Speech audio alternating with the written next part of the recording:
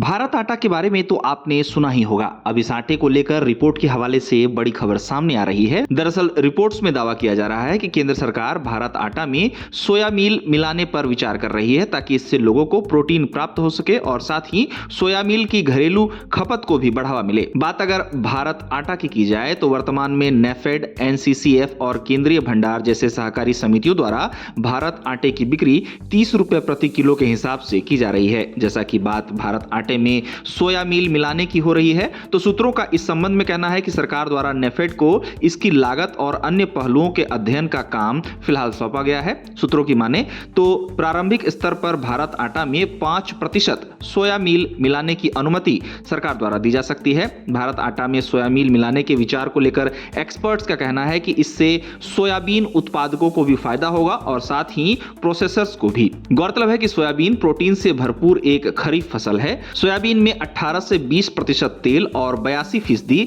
सोया मील मिला होता है। गौरतलब है कि भारत आटा केंद्र सरकार द्वारा शुरू की गई एक योजना है जिसके तहत उचित मूल्य पर आटा उपलब्ध कराया जाता है। इसका मुख्य उद्देश्य उपभोक्ताओं को सस्ती दरों पर गेहूं का आटा उपलब्ध कराना है, खासकर उन लोगों के लिए जो आर्थिक रूप से कमजोर हैं। अब सरकार भारत आटा में सोया मील मिलाने के मुद्दे पर विचार कर रही है, जिसे एक बड़ी आबादी को प्रोटीन की पूर्ति की कोशिशों के तौर पर देखा जा रहा है। बताया जा रहा है कि इससे भारत आटा के प्रति उपभोक्ताओं की रुचि में और बढ़ोतरी होगी। साथ ही सोया मील उद्योग जो इन दिनों चुनौतियों का सामना कर रहा है, उसे भी फायदा मिलेगा।